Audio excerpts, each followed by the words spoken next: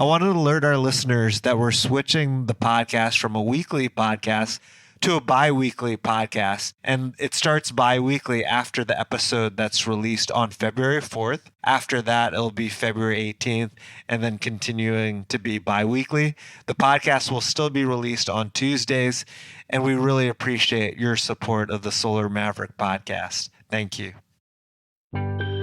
Hi, this is Benoit, your host of the Solar Maverick podcast. I would like to thank Schwerd Consulting for sponsoring this episode. Schwerd Consulting is a leading solar consulting firm dedicated to design, engineering, and owner's representation in all areas of solar photovoltaics for the commercial, industrial, and utility markets. Thank you again for sponsoring the podcast.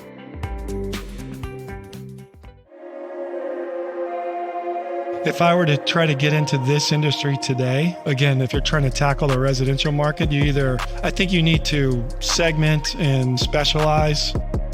Hello and welcome to the Solar Maverick podcast, where solar meets entrepreneurship and experience. I'm your host, Benoit Thangen, so let's get into it. Hi, this is Benoit, your host of the Solar Maverick podcast. I'm really excited to have David Buckner. He's the president of Solar Energy Systems. Solar Energy Systems is based in Brooklyn, New York, founded in 1998, is the leading integrator of commercial solar electric systems in the Northeast United States, including New York, New Jersey, Connecticut, Massachusetts, and Pennsylvania.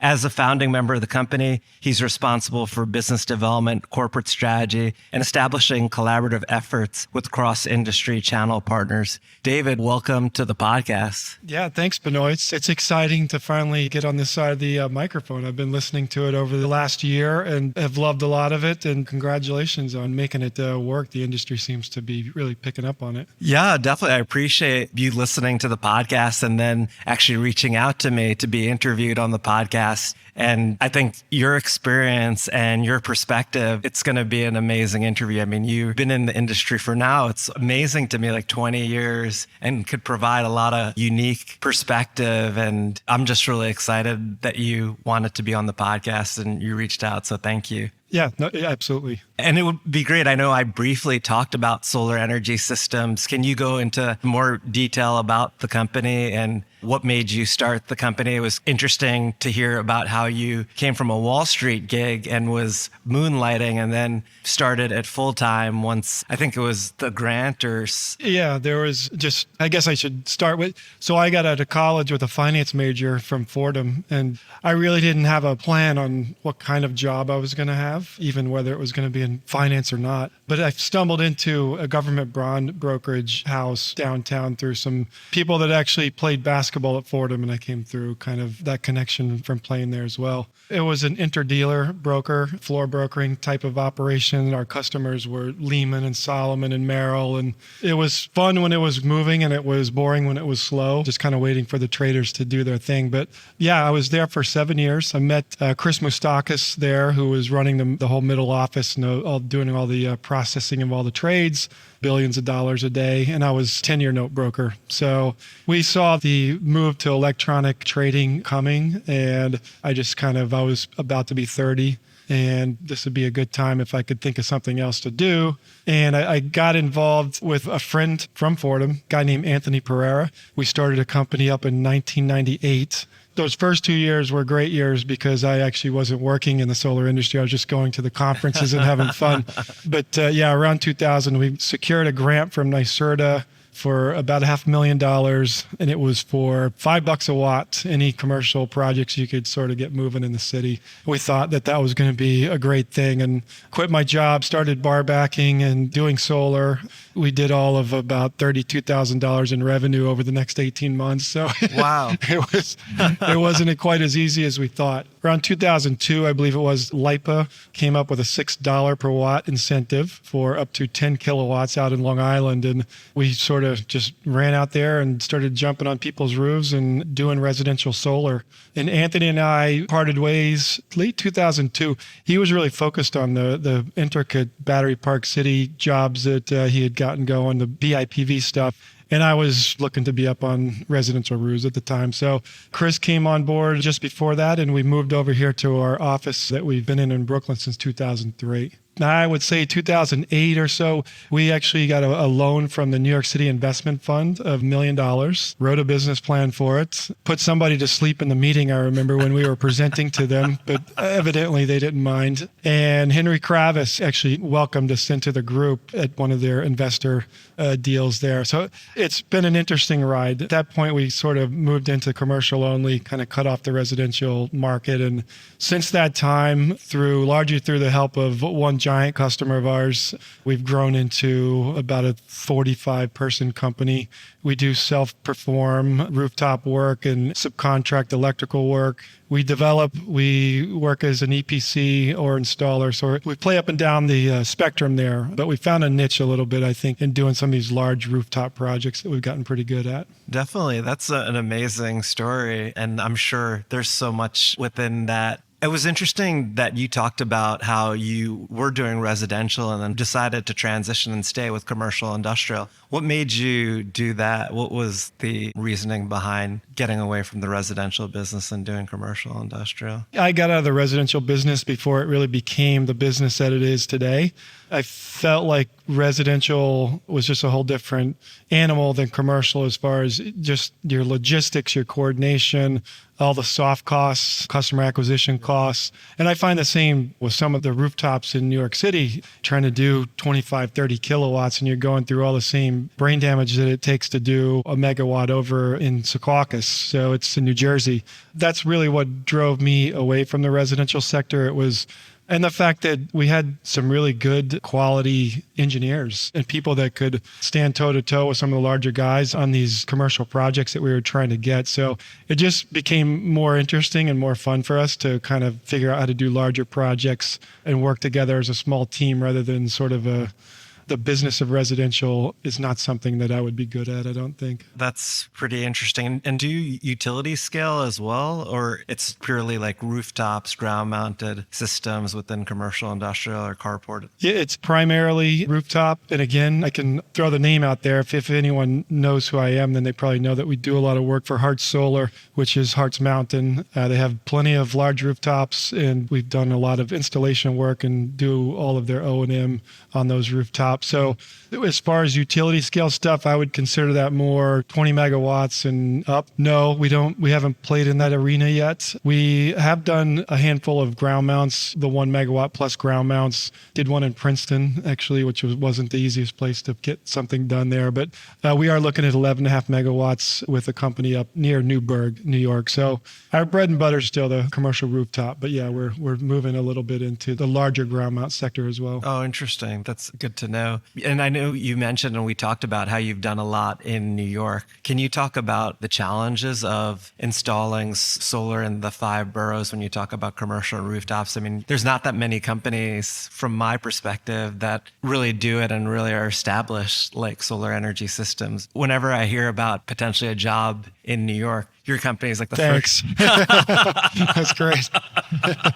No, I do. As far as doing that. like an amazing job and having experience, because what I've seen, it's very unique onto itself. Can you talk about like your experiences? Yeah, sure. The challenges in New York, when you get a nice large flat roof that you could put 400 or 500 kilowatts of solar up there's 2 issues. One, you're likely going to be on a part of the Con Edison network grid that might have intermittent load. So more recently, they've been better about allowing those interconnections with some upgrade costs that are manageable.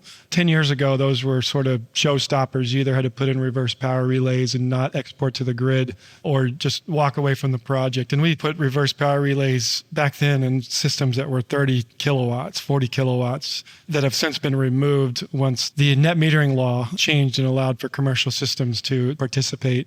But that was one issue, the grid. So if you had a large roof, you were in an area where you probably didn't have good steady load on the grid, and vice versa. If you had a roof that was great for Con Ed's purposes, it's probably a multifamily housing building where you might only get 30 or 40 kilowatts up there, and it's a complicated installation. So it's a little bit of a catch-22 there. The other thing that you'll find on some of these nice warehouse or manufacturing buildings or these types of roofs is they're going to be repurposed potentially in the next, sooner rather than later for the building owners, or they would do it as soon as they could, probably some of them. But you find, like we quoted a 1.5 megawatt site up in the Bronx, and I've seen proposals that say 2-year paybacks. And I'm like, yeah, right. This was a 2-year payback. It's just ridiculous how the economics that you could get on that scale with the New York City incentives.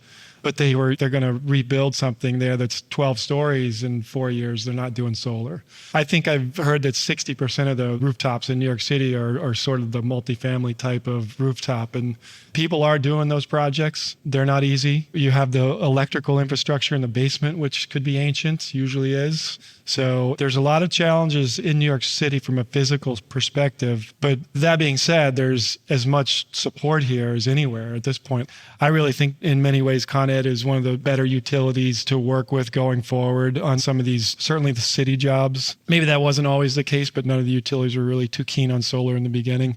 The building department is manageable. You've got CUNY, the City University of New York, a big proponent of solar and trying to help us along the way. So New York, it's just different than every other sort of radio grid market out there. But it's our backyard, so we like doing projects here when we can. And our percentage of projects has increased quite a bit over the last few years.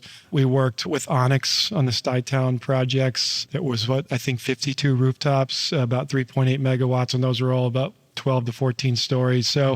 And now we're doing some stuff with Generate Capital on a bunch of schools for a project that they hold a PPA with DCAS, and that's been going well. So we're getting back into New York, even though we've always been here. But traditionally, I would say 80% of our work's been over in New Jersey. New Jersey, yes. And New Jersey obviously has been a great market with the SREC program, and then obviously high electricity costs, not as high as New York City, but yeah, that makes a lot of sense. And have you started looking at battery storage in projects, or is it still too early for commercial, industrial? Well, I feel it's too early for me as a kind of a solar guy. Everything looks like a solar project, and if it's not, I do something else. But there's certainly large storage projects going on in the city. I don't follow it quite as closely as I was a year or two ago, but you're seeing those sort of ahead of the meter or just non-specific to solar at all. We put up a 1 megawatt project for Con Ed Solutions in the Brooklyn Navy Yard, and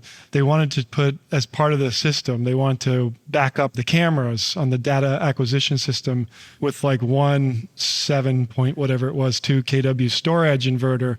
It was the process of even figuring out if we were going to do the storage, the battery system was so painful that I talked them out of. And today there sits a bunch of SolarEdge 20 kW inverters, the grid ties, and one 7.2 kW inverter that's ready for batteries if anybody wants to do that. But I understand the concern with New York City and the hazards that they don't want to encounter. But there again, on the policy level, I think it's a huge push for storage and is a huge opportunity. In reality, on a day-to-day right now, I think we're more sitting back and waiting, or there's a real opportunity. I'll turn it over to a battery person and let them work side by side. That makes sense. Yeah. Yeah, definitely. I don't know if everyone really knows, but really in New York, it's difficult with lithium ion technology with fire safety rules that it's extremely challenging to, at this point, until like the fire code changes. So that was one of the reasons why I mentioned that. Yeah, and I wasn't at the seminar, but I've heard this a couple of times where the first slide that a DLB official had put up was a skateboard on fire. It was one of those like lithium ion scooter things. And the whole industry is like, whoa, that's not. I understand both sides of the fence there. And I've been on the bleeding edge of solar. I've been on it for enough years that I'll let somebody else pioneer the battery storage in the city. But yeah, I think it's the holy grail, right? It gets rid of all the network grid issues or the backfeeding issues, and even in New Jersey, you're starting to see certain circuits filling up where you're limited to what you can put in, or you're certainly having to pay for a smart meter on just about everything now, anything over 500 kW AC, I think it is. Yes. And again, Hartz has got a dense portfolio there in a section of Secaucus. And yeah, we have to work around the first thing I look at these days is a PSE&G solar ready map to make sure we don't waste time moving forward past that if it's showing yellow or red there. Yeah, then it doesn't make any sense to move forward. We did have a system for them, which actually is dynamically controlling the inverters. So it's a SCADA system that we used. You also have the reverse power relay that's a dead stop, sort of if you're exporting more than 200 kW. But then we dialed in the SCADA to sort of limit the output of the SMA inverters when it's approaching 200 kW. So you learn a lot in the industry, and as things grow, at least I do. I mean, someone like my buddy Steve Schwerd might, he knew all that stuff before he got into solar, but these are things I learned along the way. Yeah, it's an interesting industry as we move along from a policy and technical aspect. Hi, this is Benoit, your host of the Solar Maverick podcast. I would like to thank Schwerd Consulting for being the sponsor for this episode. Schwerd Consulting is a leading solar consulting firm dedicated to design, engineering, and owner's representation in all areas of solar voltaics for the commercial, industrial, and utility markets. At Schwerd Consulting, they like to say, we know solar, we don't just do solar. What sets them apart is their 100% focus on solar and understanding the business of their clients. In its 5 years of business, Schwerd Consulting has provided services for approximately 450 megawatts of PV across over 330 sites in 15 states plus the Caribbean. That total includes 300 megawatts of completed designs and engineering and 150 megawatts of consulting and owner rep services. Let Schwerd Consulting take the burden off you and bring ease and expertise in all areas of engineering and design, or help you navigate the technical world of solar. If you're interested in learning more about Schwerd Consulting, you can call at 215-219-6718 or email at admin@schwerdconsulting.com. Schwerd Consulting website is www.schwerdconsulting.com. We'll also have this information as well in the notes of the podcast. Steve Schwerd, who's the owner of Schwerd Consulting, was interviewed on episode 17 and 48 of the Solar Maverick podcast, and also episode 42, which was a panel discussion on how solar technology is changing the world. Thank you to Schwerd Consulting for sponsoring this episode of the podcast.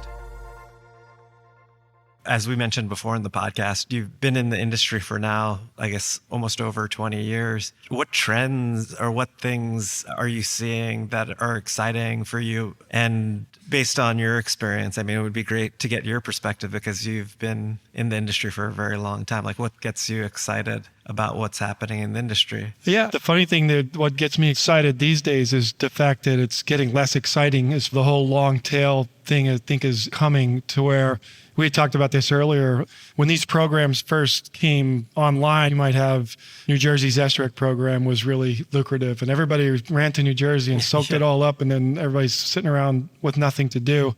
And then Connecticut's came up and everybody ruined that program. And then it was Massachusetts and New York, and all these states were trying to figure out what not to do. I feel, at least it just seems to me like you don't have at least regional contractors running around to the different states trying to figure out where the next market is. They're either able to operate in all those states or they kind of stay close to home. I think that's an interesting development for the industry.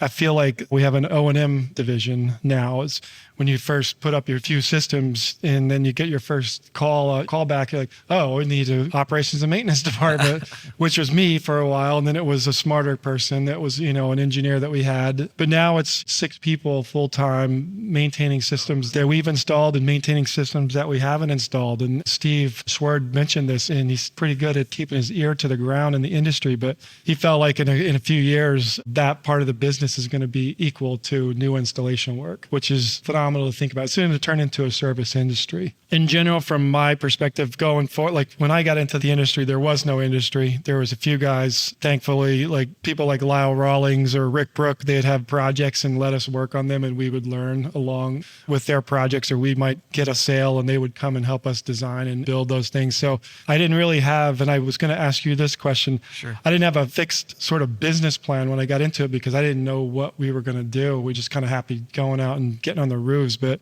I think if I got into the industry now, you do need a more intense business plan because the industry's sort of specialized more. You know what you're getting into. Back then it was sort of, let's see where this thing leads. Yeah, I was going to ask you that. You being an entrepreneur yourself, when you start a business, do you try to stick to a business plan or do you kind of go with the flow, or what do you do? That's a great question. I think initially, I came up with a very preliminary high level business plan, and then I would basically do what I said in the business plan and then see what the response and results were. And then based on the response and results, I would basically adjust the business plan to, for me, it's like, where can I add the most value to my clients? And then really working from there. And then once you go out and talk to new clients and see what their response is, then I would basically adjust it accordingly. And you're right, there's so much opportunity and so many different things now in the industry that you could focus on.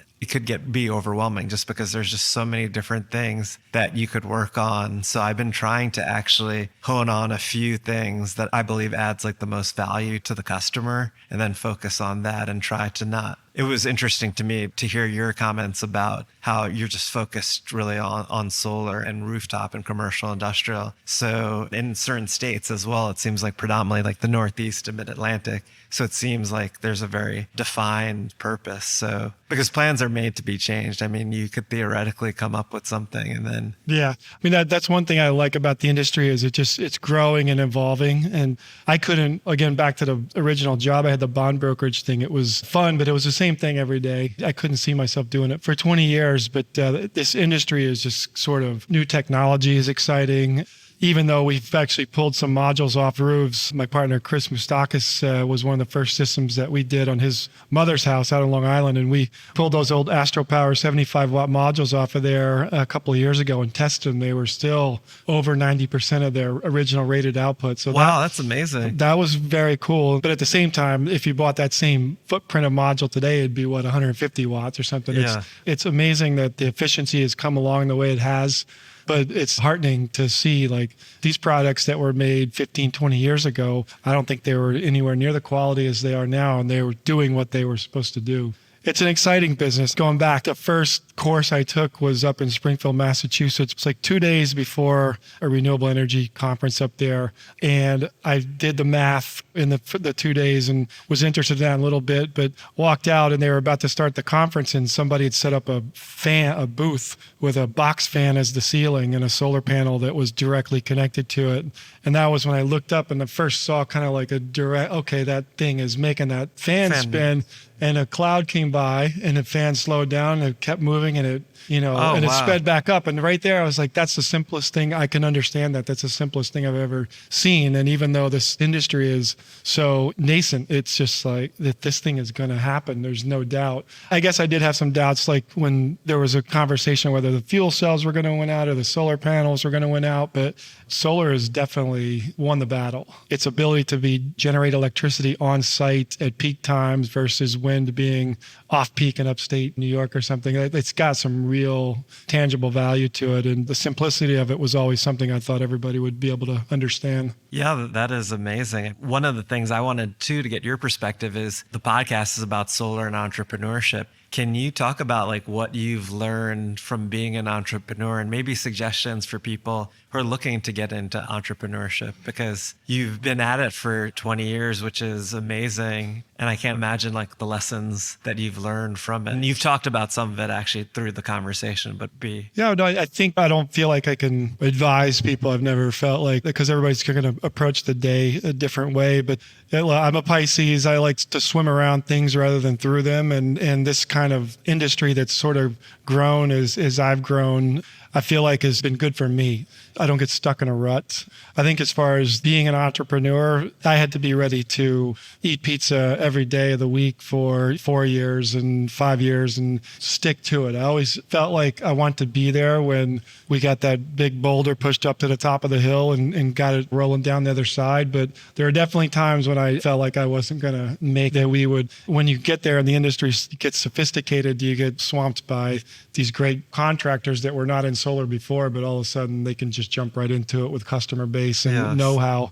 I think you just have to be tough-minded. If I were to try to get into this industry today, again, if you're trying to tackle the residential market, I think you need to segment and specialize. And that's what we're seeing, whether it's engineering or development, installation work, all financing. We get a call every 3 days now from private equity fund, or not necessarily the banks because they want to see larger deals, but everybody is trying to throw their money into this industry. So that's been a huge change. And I think if I had any advice for someone wanting to get in the industry today, I would tell them to make sure that they wanted to do the sort of specific tasks that they were going to interview for, whether that be engineering, design, or outreach or whatever. It's really, back in the day, we had to do all of it. We had to sell it, draw it, build it, maintain it. But now it's a completely different model. And at least in the city, it is. I would just say be ready to love the solar industry, but also be very interested in what application you want to involve yourself with. That's a great perspective. I mean, I think that and then the solar trends that you mentioned, I think are really key and insightful points based on your experience.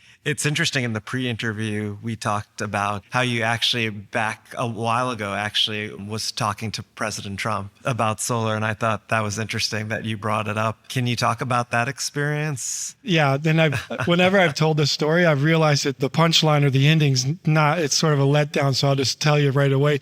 He ended up not pursuing a project, but the way we met was through an architect out in Bedminster, New Jersey, who I met this architect doing a project out at the Willow School out there many, many years ago. And he was a great guy, quirky guy. And he happened to be working on the golf cart barn for the Bedminster Trump National course. He called me and he said, hey, if someone from Donald Trump's office calls you, it's about this. I've been trying to get him to do solar on his golf cart barn, so he might call you. I don't know.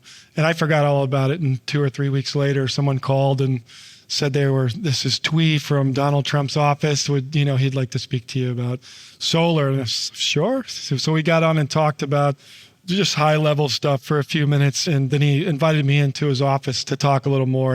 And of course I went. It just became this surreal. I walked in and he was on the phone barking with somebody. And as soon as he hung up, the first thing he said to me was, somehow I thought you'd be younger. I was like, okay, I'm sorry. We talked for well over an hour. He kept getting other people on the phone, like his builder out in Long Island. He was going to do it at the Taj Mahal. And funny enough, Michael Cohen was his sort of guy at the time, and he was running in and out talking about other things. And by the end of it, Donald Trump said, Michael, I'm a big solar guy. We're going to do solar at the golf course. We're going to do it at the Taj and all this. And I was floated out on cloud 9. But over the course of a few weeks, we actually did get his signature on a term sheet. Couldn't use the tax credits I think that was back when they had AMT issues, so I won't go into that. Yeah. But in the end, I think when Cohen saw the 25-page PPA, they sort of killed it right there. And it's no one's to blame. We were actually going to give them free electricity, but it still was only about $12,000 a year. But yeah, that's what happens on those PPA deals. It's hard to sometimes get them across the finish line because you have somebody with a core business that doesn't want to spend all their time dealing with a leaseholder on their property and minimal savings. So I think he wants to be buried out there as well. So there's something about the Bedminster course that he takes very personally. He doesn't want people in there, I think, for the long term. But I enjoyed this company. He was a funny guy. He's someone that when you're sitting face to face with he's interesting. I didn't realize that the Time magazine cover to my right was fake, but but that's just him, I guess. Yes. Oh, that's an amazing story. And it's interesting when you were talking about the story about how sometimes PPA financing is actually challenging, especially when the building owner is not using the electricity. And there's, as you mentioned, there's like minimal savings. How have you been able to have those conversations to convince someone when they're not directly paying for the electricity? It's interesting because we do a lot of direct sales stuff. And again, when you say direct, you mean cash? Well, cash. I don't want to speak for my customer, but we do EPC for parts, and then they own the building and they have the tenant and they own the solar and they handle all of that, right? So it's still a PPA, but to me, it looks like a cash sale. As far as these sort of a special entity who embraced solar and looked at it as a business and got behind it, and I don't think they want to deal with a lessee on their rooftop rooftops who's trying to sell electricity to a tenant who's got a 7-year lease. Yes. And that's a big issue in these smaller deals. Thankfully, in New York, you get a lot of companies that own their own buildings. So it's sort of, you're dealing with it's still a one-off project, but that's kind of what we see here. I don't have that answer. Like, you either have to be someone flexible and with your own financing and able to take the risk of a tenant moving out and having a dark space there. I don't see any other way. You have to involve that landlord somehow, maybe in some ownership structure. But yeah, that's why we don't do a lot of PPAs in that 100 kW range. We do own a few projects ourselves, but those were sort of NYSERDA grant projects, federal grant projects, which covered our outlay, and it wasn't a whole lot of risk to us going forward. But it's still one of those aspects of C&I that really holds that sector back. Yeah, definitely. And also, too, if third-party financing as well for below 500 kilowatts, there's a niche between 50 to 500. It's definitely a lot more challenging to get financing for those projects. Sure. There's some groups out there doing that. We work with SunWealth. I don't know if you know John Abe. Yeah, they'll take on those projects, and happy to have them. Yeah, I think it really comes down to your original point, like, how do you deal when it's a tenant and a building owner, and there's really not a lot of meat on the bone for anybody. Unless they have some other motive to do solar, it kind of falls apart. Falls apart, yes, that makes sense. Well, this has been an amazing interview, David. If people want to learn more about solar energy systems or to get in contact with you, what's the best way for them to reach out? Sure, and thank you. Before I go, I wanted to ask you what your favorite part of the industry is. I know you've been all around the industry over the years and have your own thing now. What do you enjoy the most, other than the podcast, of course? Yeah, I mean, the podcast has been an amazing experience. What I love about the industry is kind of what you talked about it. Everything is just changing so quickly, and there's no like typical day, and it's growing so exponentially, and it's becoming more mature. It's still, I think, very early stages in the solar industry. For obviously someone who's been in the industry for 20 years, it's amazing to see the growth, even for me to be in the industry for 10 years. What's really like exciting me is just the production factors of these projects, how like the panels are just getting a lot more efficient. The pricing seems to keep going down. The new technology that's coming, bifacials panels are becoming a lot more popular. I know we talked a little bit about storage, but I feel like eventually it's going to be economical, and taking the intermittent form of power, you're able to use it at any time. I just feel like that's really a game changer. And I think there's a lot of exciting things ahead, and it's just amazing to me. I'm constantly learning. Everything is just changing so quickly that I feel like I'm constantly adjusting and learning and I learned so much from listening to these interviews, and I learned a lot from listening to David, your experience and your perspective. So. Thank you. Yeah, that's great. It sounds like you've got the perfect personality for solar. So hang on and enjoy. But our website, it's solaresystems.com. And I love telling this to people when I'm on the phone, but we should have come up with a smaller website name. But yeah, it's solar, the letter E, systems is plural.com. I think if you just go there, info, that comes direct to me, and I will answer all emails. Great. Well, and we'll also have the email as well in the notes of the podcast. And thank you again, David. This was an amazing interview. Thank you for your time today. Awesome. Thanks. Great being here.